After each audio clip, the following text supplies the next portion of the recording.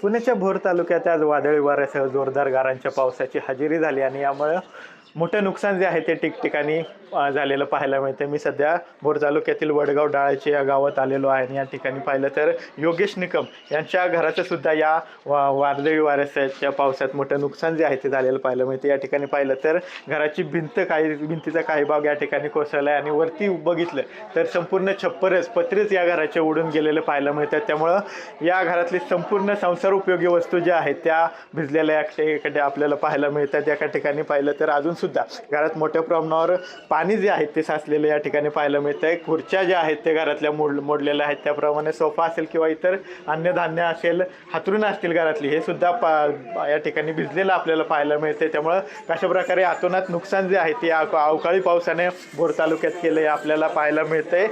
ज्या घराच्या मालकीन आहेत निकम ताई, त्यांना सुद्धा या घराच्या भिंत पडलेल्या असताना त्यांच्या तोंडावर ही खरं तर विटा पडल्या आणि त्यामुळे त्यांना सुद्धा यामध्ये त्या जखमी झाल्याचं आपल्याला पाहायला मिळते। आपण त्यांच्याशी बोलणार आहोत, नक्की काय घडलं, काय नक्की तुमच्यासोबत घडलं, काय कशा प्रकारे नुकसान झाले, कधी घर पडलं? अहो या सेकंदातच पाऊस आला आणि डोळ्याची पकलीला तोपर्यंत मागून सगळे पत्रे बदा भिंत अख्खी, आम्ही दोघं इथं उभा होतो, वरून भिंत अख्खी दोघांच्या अंगावरती कोसळली आणि अख्खं ती कपाट, फ्रीज, टीव्ही सगळं गेलं, काही राहिलं नाही। धान्य सगळं, जत्रेचा बाजार बिजार भरलेला सगळं गेलं, काही राहिलं नाही। हा, शासनाकडून कोण आलं? रक्कम 20,000 रुपये रक्कम होती, ती सुद्धा गेली, भिजली, हा, खराब झाली सगळी। शासनाकडून कोण आलं होतं का पंचनामा करण्यास? हा, तलाठी साहेब आले होते। तुमची काय मागणी? तुमचं घर भिजलंय, संपूर्ण घराचं नुकसान झालंय, अन्नधान्य भिजलंय, संसार उपयोगी वस्तू भिजल्यात, शासनाकडे काय मागणी? शासनाने आम्हाला मदत करावी एवढीच अपेक्षा आहे।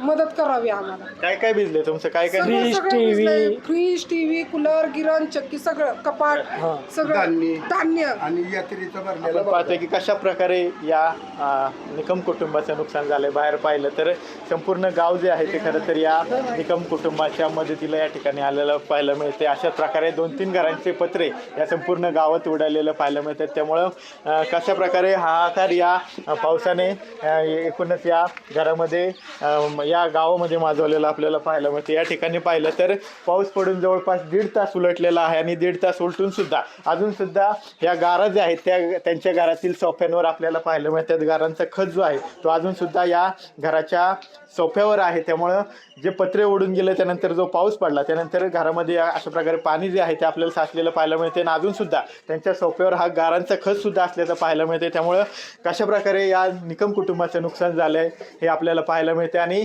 त्यांची मागणी आहे की आता शासनाकडून आम्हाला तात्काळ याचा पंचनामा तर झालेलाच आहे, मात्र तात्काळ आम्हाला काही मदत व्हावी, कारण संसार उपयोगी वस्तू आमच्या संपूर्ण भिजलेल्या आहेत। त्यामुळे आमचं मोठं नुकसान झालेलं आहे आणि आम्हाला शासनाकडून मदत मिळेल अशी अपेक्षा जी आहे ती या निकम कुटुंबाने व्यक्त केलेली आपल्याला पाहायला मिळते। कॅमेरा पर्सन तुषार सनेसह विनय जगताप, TV9 मराठी, भोर, पुणे।